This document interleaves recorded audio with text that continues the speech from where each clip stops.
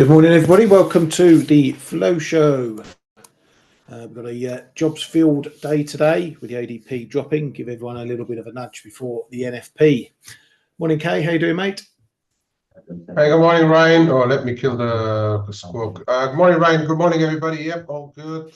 Well, I'm feeling a bit, slightly under the weather since yesterday afternoon. I don't know why, but okay, holding up.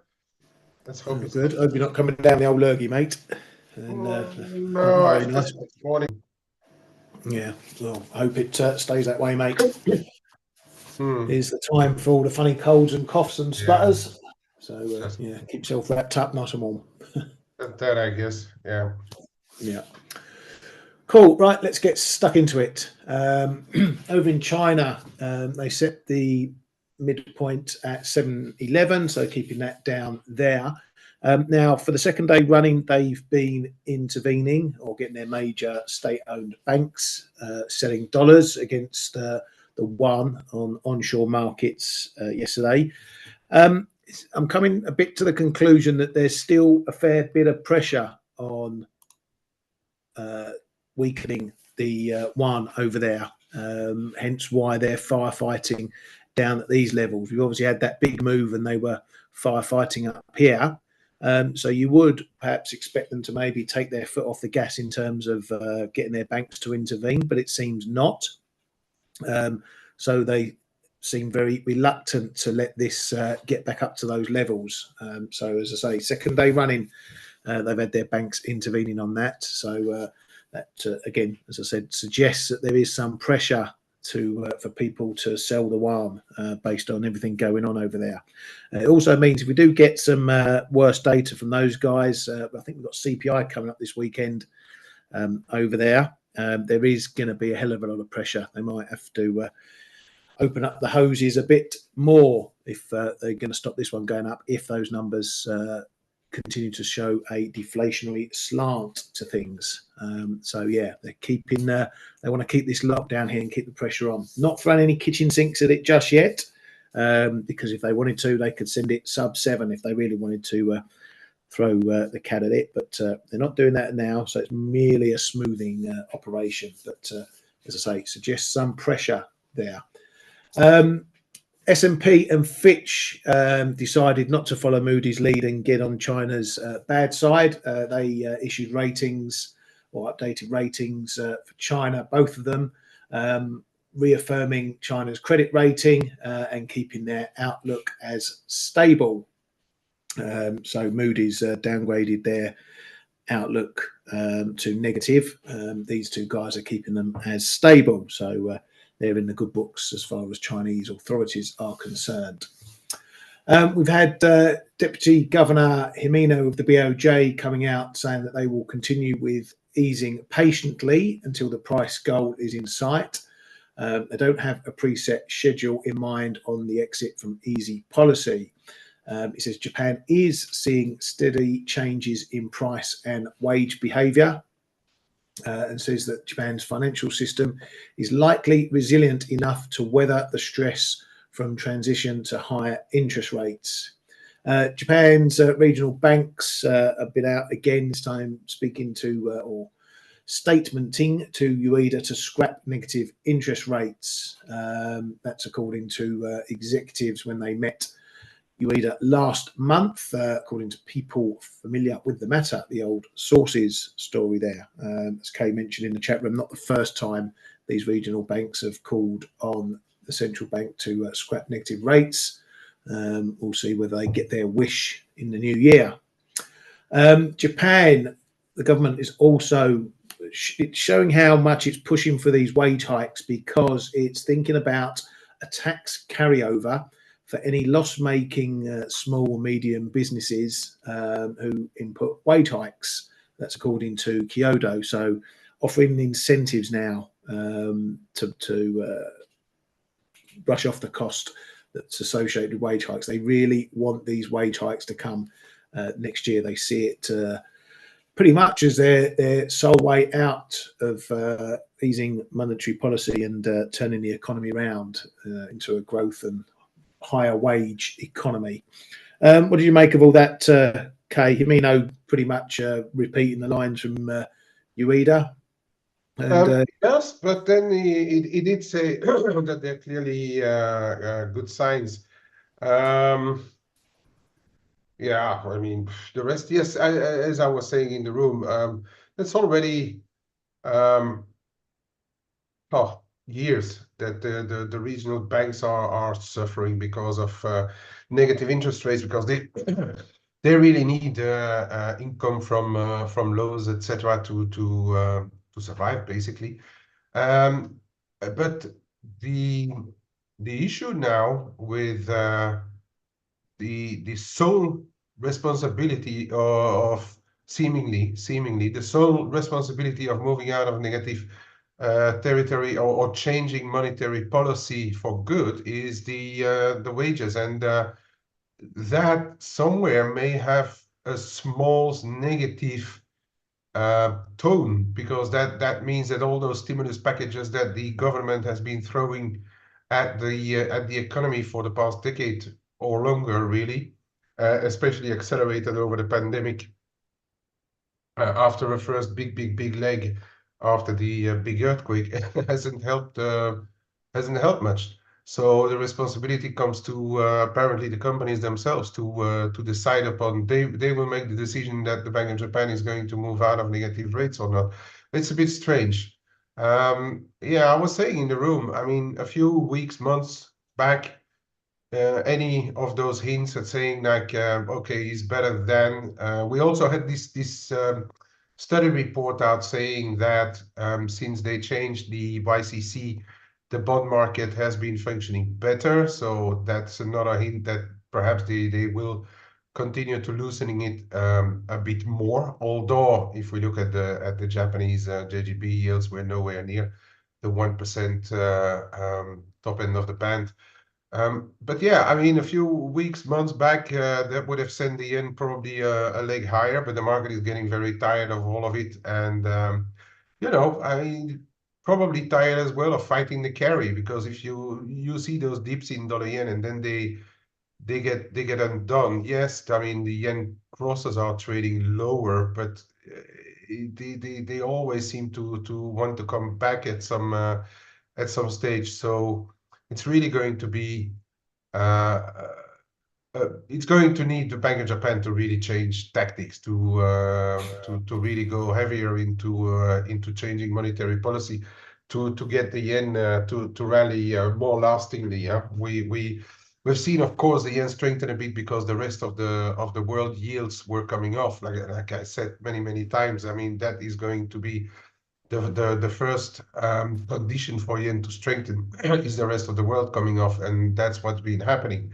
Now we are, I guess, back at a stage where the rest has come off. Not sure whether it's going to last for much longer, or whether those yield moves will go much deeper. I think we have done the bulk of the swing of the pendulum, and yeah, for the yen, I think it's back over to the Bank of Japan. I don't know if they can do anything in, what is it, 2 weeks time from now.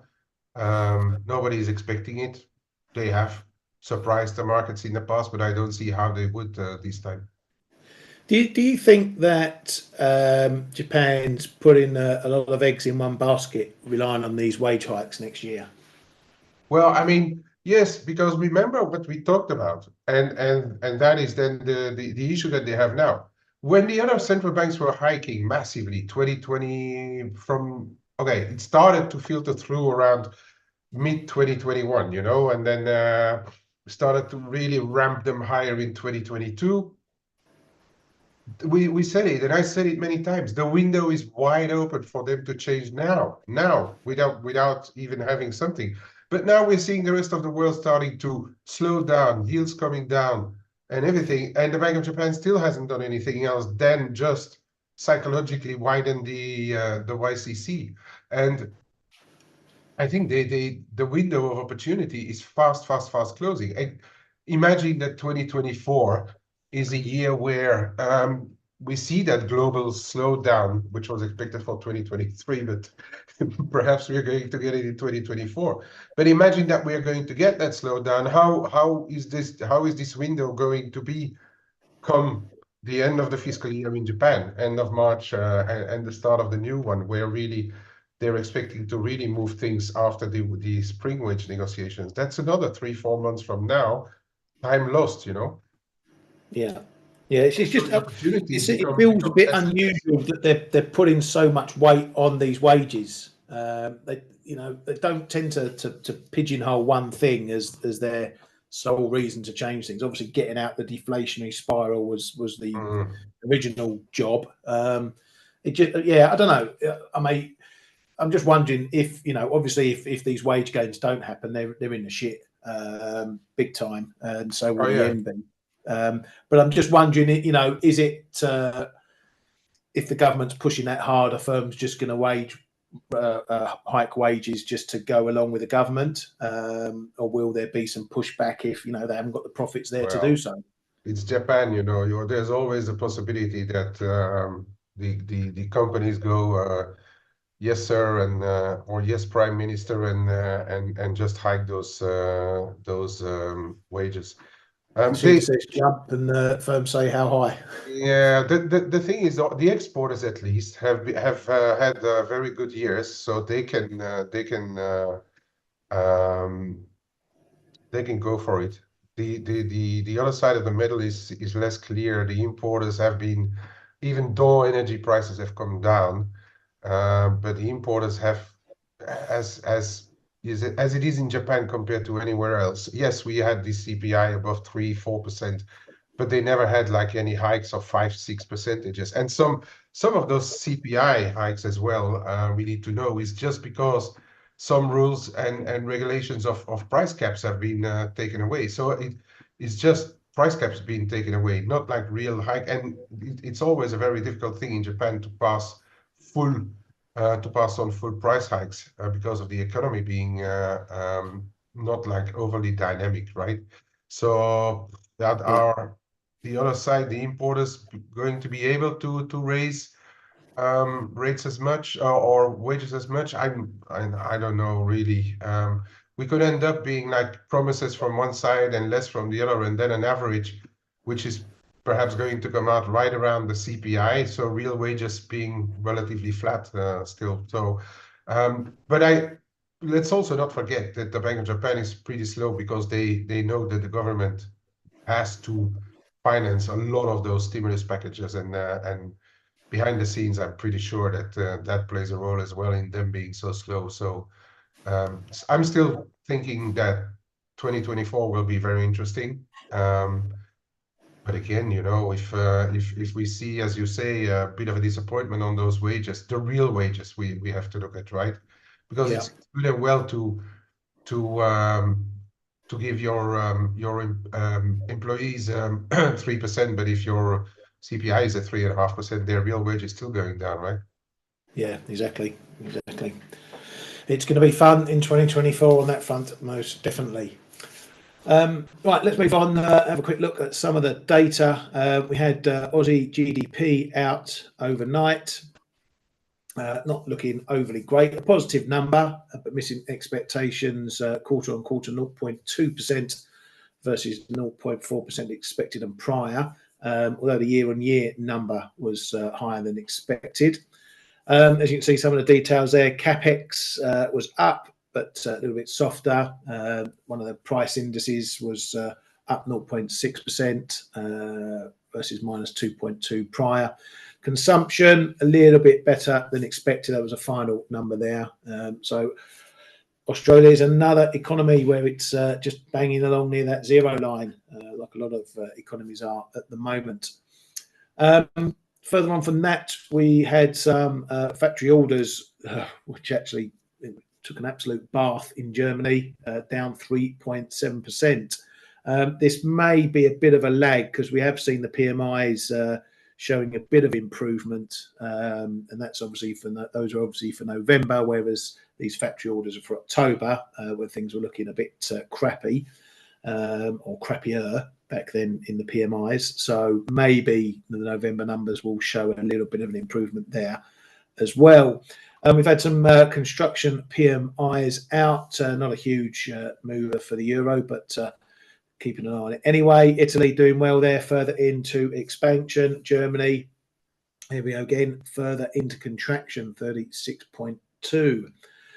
France showing a little bit of an improvement there, still in negative though, and the pound eurozone number a little bit of an improvement also. UK numbers there as well, a pip worse than they were last month. Was expected to rise a bit, but didn't. Greece GDP, I thought these guys were doing pretty well, but they've come in with flat GDP quarter on quarter, and a little bit worse than last quarter, 2.1% on that. Eurozone retail sales out, nothing to write home about, a little bit softer, 0.1 to 0.2. You're arguing over a pip there on pretty flattish numbers. Anyway, year on year, a little bit softer than expected. Again, this is for October. So we get to see whether the holiday season, November, December period show any signs of life for the consumer over there. Over to the ECB. Steve Rand says Steve didn't buy enough boats for Greece. Yeah, both Steve and Stel, cutting down on their boat supply. I don't know where they keep them all. Right, ECB's Wojcik says the baseline scenario sees no more rate hikes and rate cuts are not expected in the short term.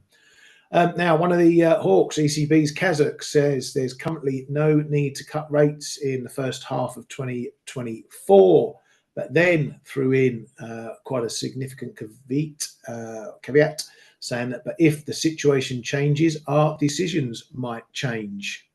So it was definitely a bit of this is another hawk who's, I wouldn't say falling out the nest, but is starting to put some excuses in for their hawkishness and possible changes of sentiment there.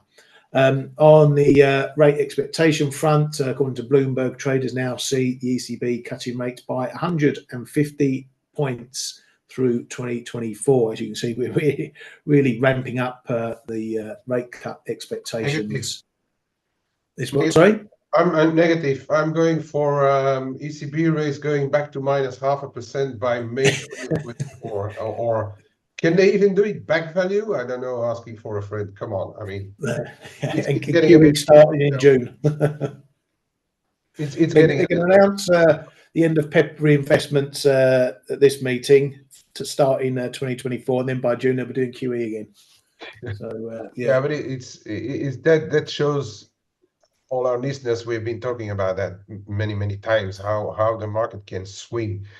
But then it's also the journalists making up like they're pricing in this and that. There's stuff in the bond markets that we just those flows have to be done, and that shows you something in the yields, and then people say like we expect as many rate cuts, and we have to take it with a little bit of a grain of salt, right?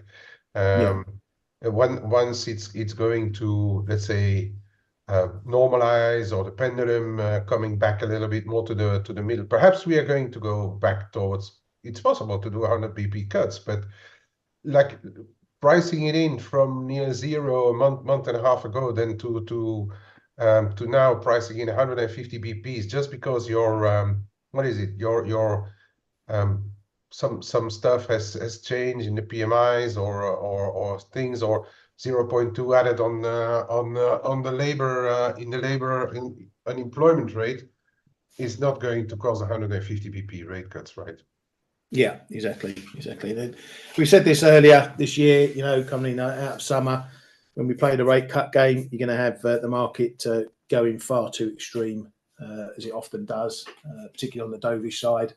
And we're heading that way. If we start seeing pricing coming in at 200 pips a cut by, first 3 quarters of the year for any bank, then we're going to be pushing into well overdone territory.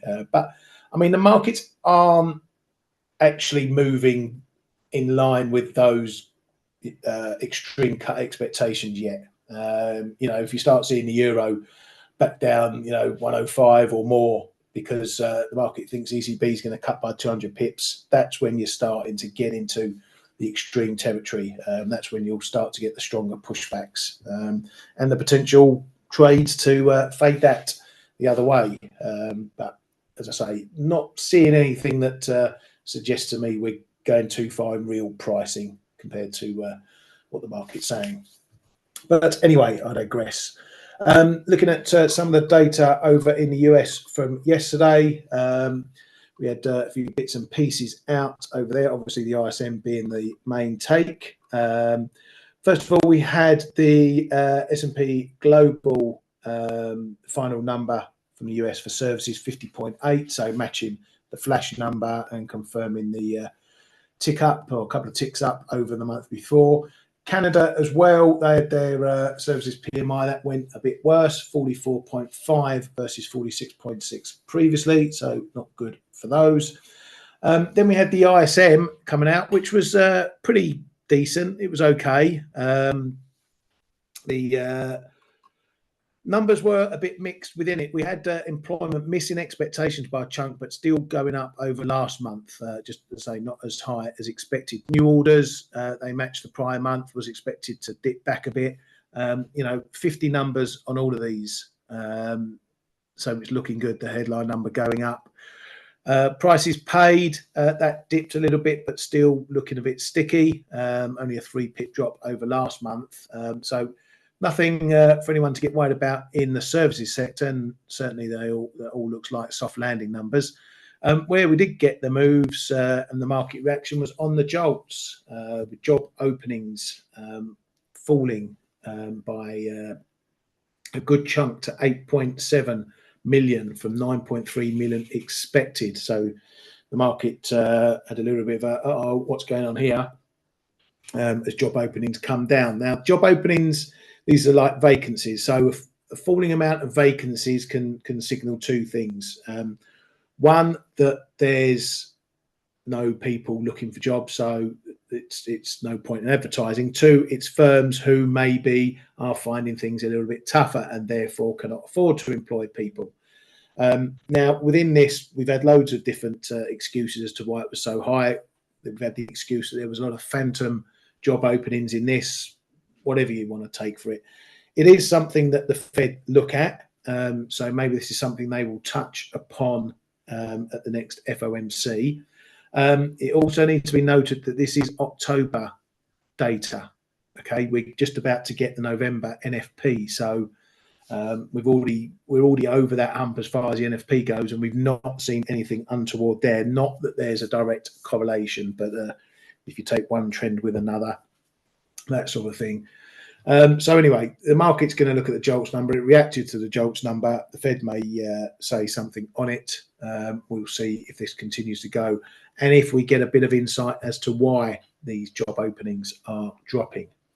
What did you make of all that data yesterday, mate?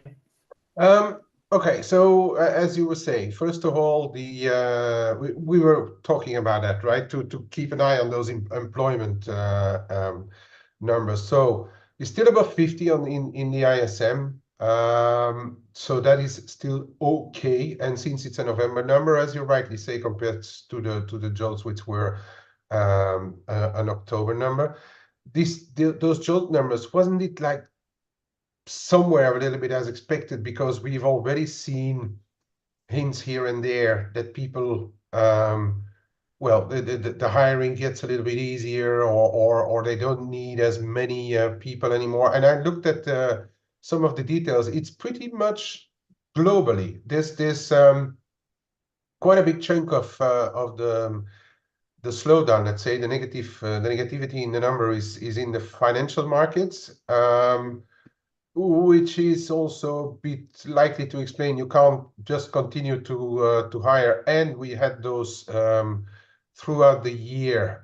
We had those issues with the medium size or local banks, regional banks as well. So there's a bit of normality creeping back in, but perhaps into those numbers, which were very, very high for a couple of years. Okay, as you can, as Ryan is showing there. We are not back yet to numbers in 2019, but we are getting closer. Okay, so I wouldn't say anything majorly alarming, but we have to note the slowdown, which is a slowdown like we are seeing globally in most of the major economies, right? Yeah, very But much that's so. really, And even at these numbers, you can see from the longer term charts, it's still pretty strong. yeah, exactly. But it's not going to stop the market making, taking conclusions from that, making conclusions for that in terms of jobs. And it's saying we need to keep an eye on. If it starts getting down to 5 million job openings, then maybe that is starting to flag Oh, something. yeah, I bet you that if it drops below what is it, those 2019s, they're seven and a Yeah, half or maybe that, something of the likes. Yeah, then the doomsayers will get very quickly to their panic stations. yeah, exactly. We shall see if that happens. Right. US Treasury Secretary Yellen out with some kiss of death comments overnight. So if you're wondering if the jobs market's about to collapse, Yellen might have given it the psychological nudge. She says soft landing skeptics are now eating their words. Growth will come down, but we're not seeing weakness on the spending side of the economy. We're not seeing the usual signs of a weakening labour market that would bring fears of a recession. So she's given it to the people, to the US bears over there, that they're not seeing the collapse that was expected. As I say, if that's not a big kiss of death statement in that one, I don't know what is. That probably means we'll see NFP coming in minus 200k now. She said that. Don't be surprised how things like that work out. But anyway, she's pretty bullish and doing a bit of pushback against the bears, as I say. On the energy front, Russia's Deputy PM Novak was weighing in on the OPEC stuff, saying that OPEC plus countries are ready to strengthen oil production cuts in Q1 2024 to eliminate speculation and volatility. All well and good for him to say that. He may be adhering to OPEC plus cuts. He's still selling oil out the back door to China and India and everyone else who'll happily take it off his hands, off their hands. Putin is going over to meet the Saudis for chats, or the OPEC lot for chats, just to reaffirm his support for that lot over there. That's it on the headline front. Kay, anything you want to bring to our attention? No, that's fine, mate. I think we covered a lot. No, it's fine. There was a bit of, well, I mean, again, an article about QT, the RRP reserves starting to come down. So get another week of that, and perhaps the panickers will start to call about a possible dollar liquidity issue, but that's all like still very, very light for the time being. No, for the rest, I think you covered absolutely everything. Just perhaps we look a little bit ahead to what's happening later on the Bank of Canada. Yeah. Oh, yeah. We've got the Bank of Canada today as well. By the way, as well. Yeah. You were talking about the NFPs on Friday. I've posted the link for the NFP comp in our chat, show chat. So for everybody who wants to try and win access for a while to our community, get your guesses in there. Yeah, thank you very much, mate. As Kay says, that link is in the chat function here on Zoom. Right, let's take a look at what's going on. So yeah, we got the BOC coming up. I think it's going to be a bit RBA-ish, maybe not in price moves, but in terms of sentiment, I'm expecting a bit of a flat one from those guys. They won't shut the door on hikes, I don't think, just yet, but they're going to keep the message probably fence sitting, let's call it that way, on the tightrope. They may do more, they may be in a good place now, so on and so forth. They're going to be watching the risks, what's happening in inflation, blah, blah, blah, blah, blah. I don't think we get a presser with this one. It's just going to be a straight announcement, I believe, because we had the last one was a presser, wasn't it? Or the one before, I can't remember. Yeah, the last one, there was a press conference. I'm just going to quickly check on their on their webpage while you are talking about it. Yeah. So rates expected to stay unchanged at 5% over there. The CAD will obviously potentially move, depending on what comes out in the statement. So a pretty neutral can kick to next year. Thank you very much. Happy Christmas. Probably won't see an awful lot happening. But as we've seen, we can move if they're a little bit dovish in the market's eyes. You know, if another hike is further off the table or further away on the table than it was before, then we're probably going to see dollar CAD rising or CAD getting sold off anyway. But if it is a little bit hawkish, we might get a little move back down to this support zone down here, 135s into the high 134s. So that might be a bit of a area I'll keep an eye on, depending on what the dollar's doing itself going into that number. We're looking a little bit bullish on the dollar right now as we sit here today.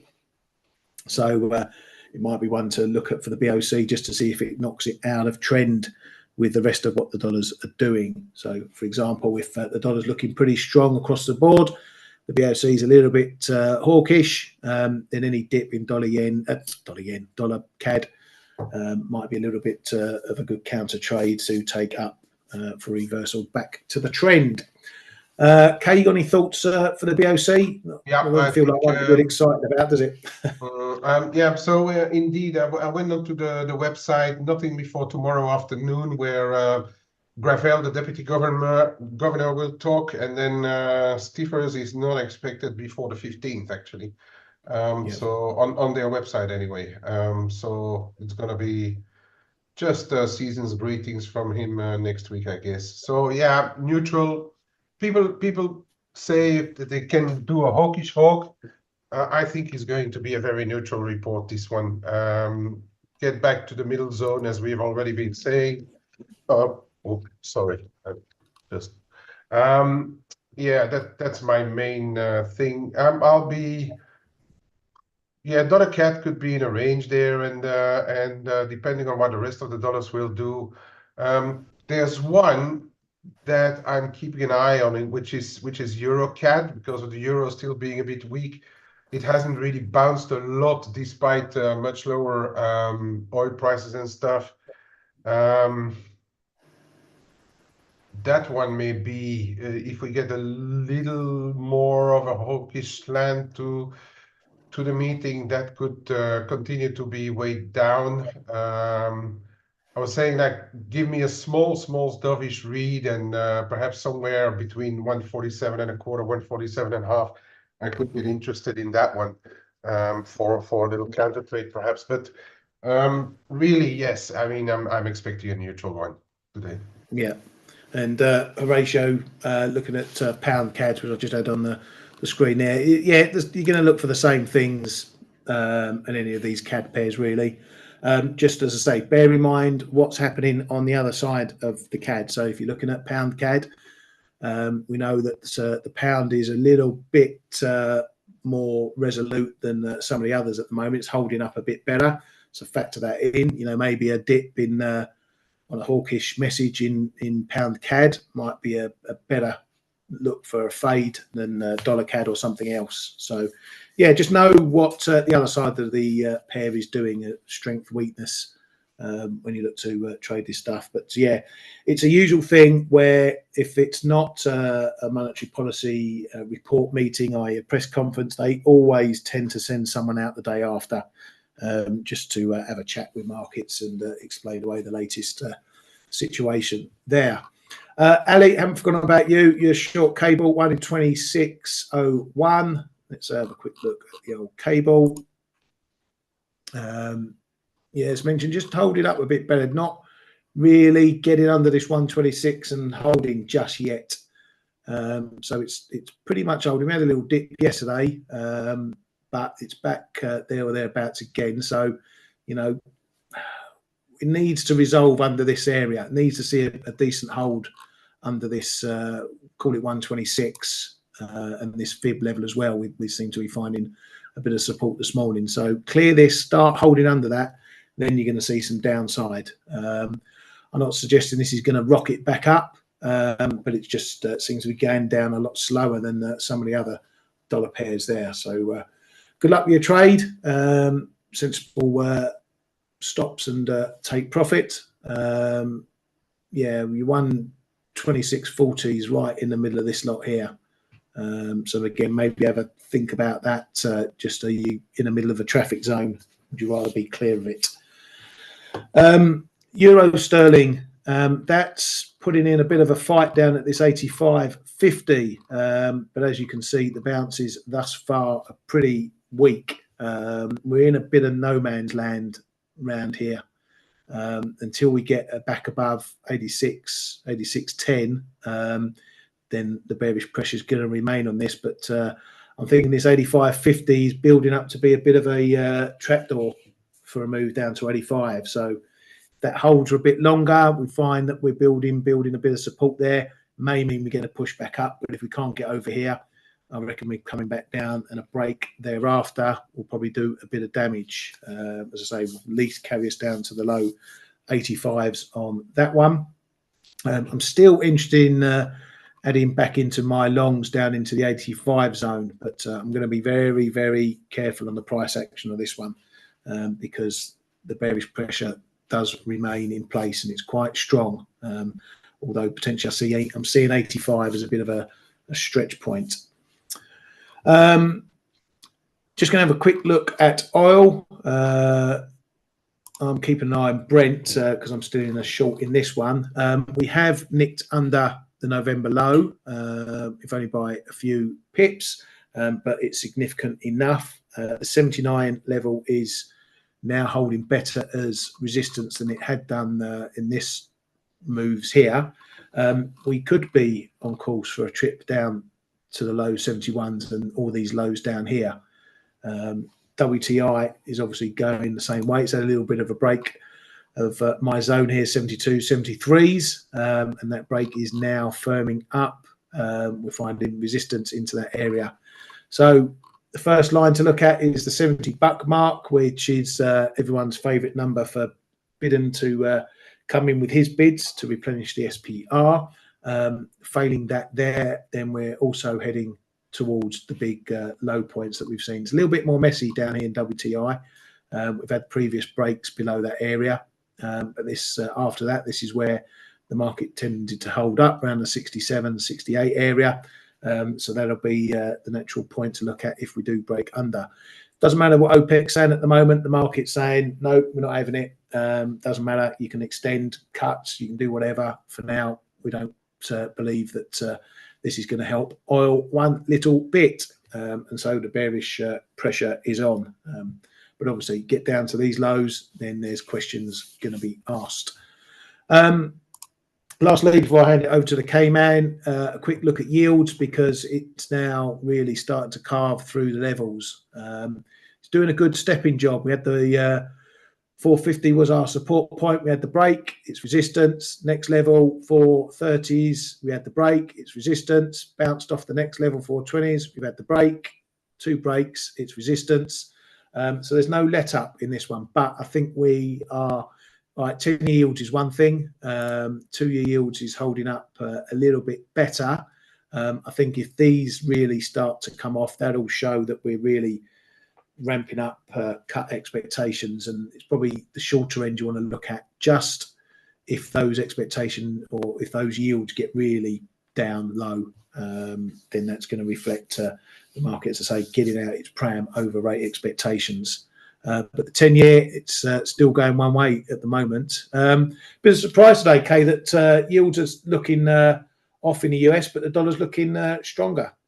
Yeah, because the rest has come off around it. That's always the thing. If you look at the differentials, as I was saying yesterday, we're back somewhere close to the edge of the lower edge of the box. And euro dollar has suffered a little bit. The rest of the dollars has followed suit. If you look across the yield spectrum, all those yields have been coming off. So it's not only the dollar yields that they let's say they run faster or front run and everything else, and then we have seen this happen time and time again, is that the rest is catching up. So we're still, if you, it's still one big pot of net, you know. It's still one big pot, and the rest of the yields has been coming off around it as well, because we see, after all, pretty similar data all across the globe as well, in a bit different speeds, one moving a bit faster than the other, but yeah, it's basically still one big trade, right? I can show those EU yield differentials where we're back at a little bit of the edge of the box, and which is also going to be interesting for what's happening in the euro dollar in the next couple of days, I reckon. Yeah, just before I do that, is it significant that we're seeing, the short end of the European bonds, quite significantly below, the current ECB rate? I know it's not a linear correlation, but Yeah, some of the big countries, France, Germany, well below the current ECB rate. It's almost as if these yields never, got up even towards, where the ECB rate was compared to like the US short end, where it yeah, got up into the absolutely. 5%. Yeah, that also shows that the situation. Well, I mean, the situation in Europe has been fragile, and as we were as I was telling the other day about GDP and even inflation moving, actually where Europe is usually a slower continent, the old continent, a slower mover. They're actually moving faster than what's going on in the US, which usually is your more dynamic economy compared to Europe. But this time, yeah, I mean, everything is moving together, and Europe is feeling a bit more fragile as well, and which explains that those euro crosses have been coming off as well, and euro dollar from the highs relatively swiftly. But yeah, we have to. They have been moving quite a bit indeed. Yeah.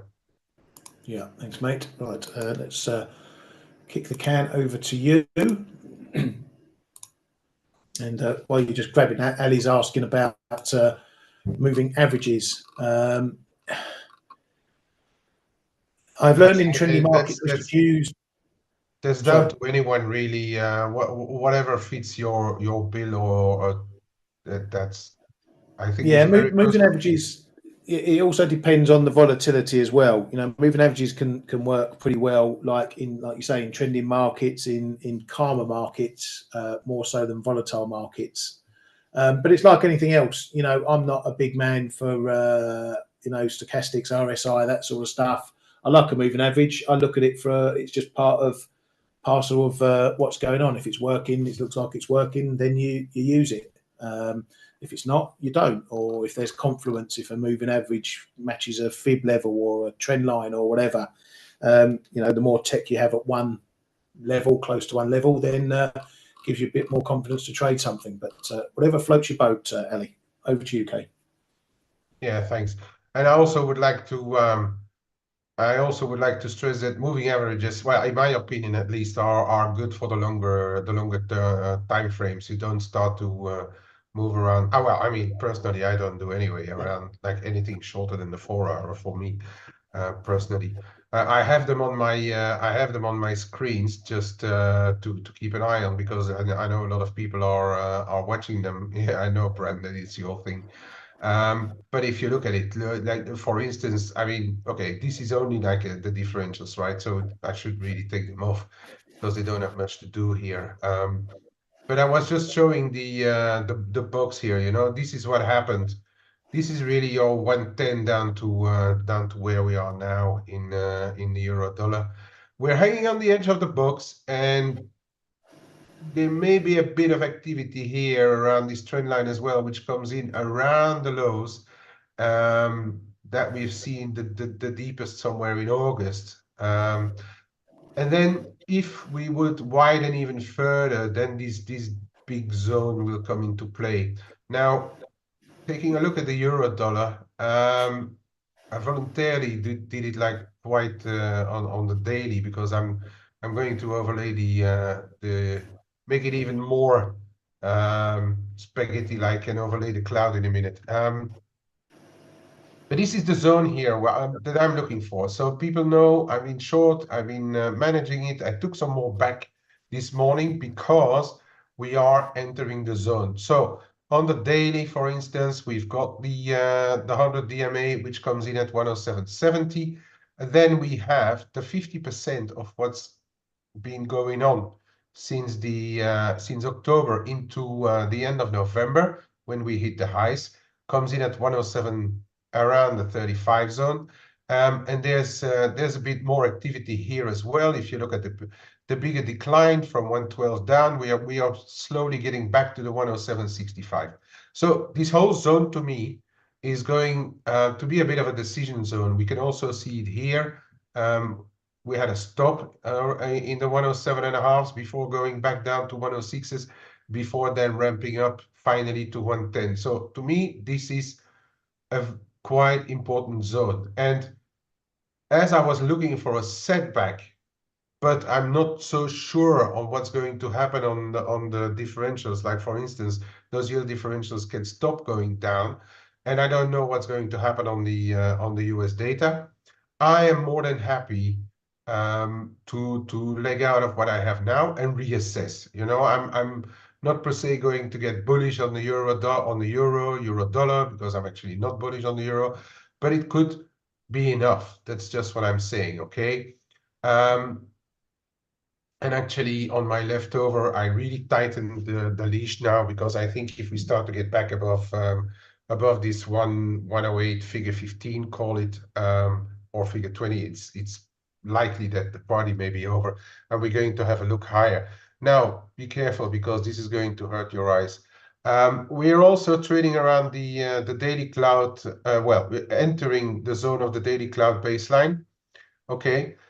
If you're short, or if you're looking for where the next support may lie, if we get through the 107.35.65 on the euro dollar, the next comes in around here. Then you're talking about the 55 DMA 106.85 and the cloud, which comes in today at around, give and take, 106.95, 107 the figure. Okay, so this is your next zone.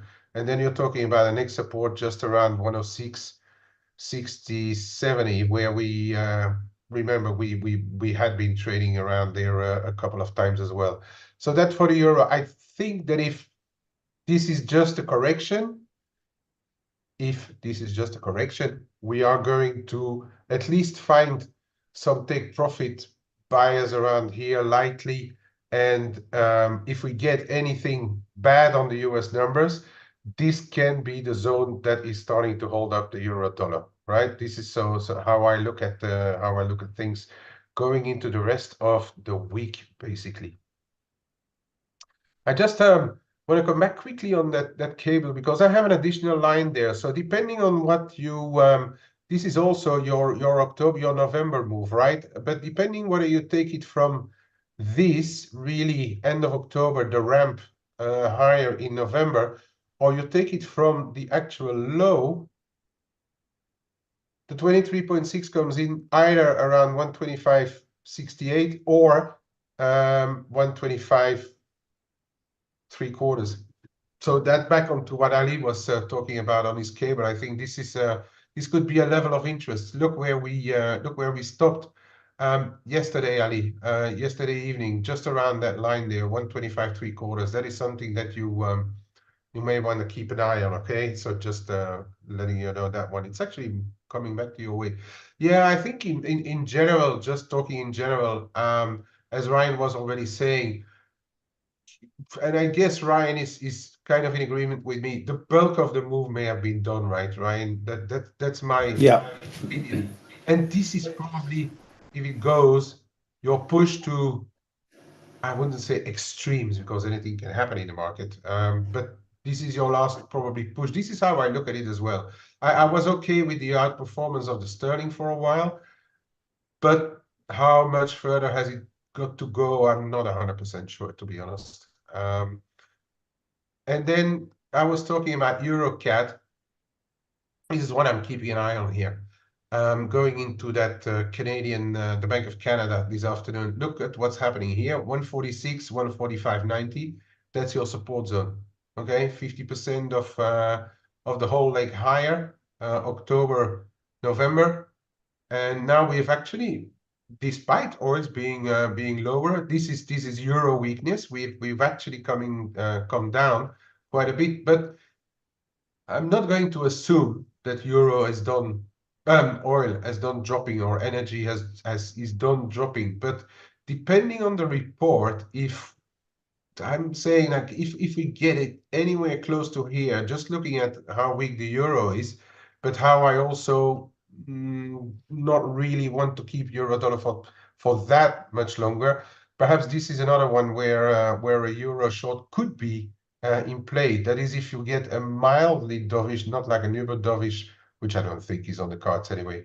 But if we get anywhere into this 147.20, 147.5 zone, this could be one where try to counter trade a little bit and then look for a move lower. Last one, gold. We've held just above. We've held just above this this support zone. Didn't really tag it, but this is to me a decent support zone. Anywhere 2002, 2002, 2007 should be a bit of a support. If you take this big jump, but we will never know where the real high was. We can see some support now around 2015 as well.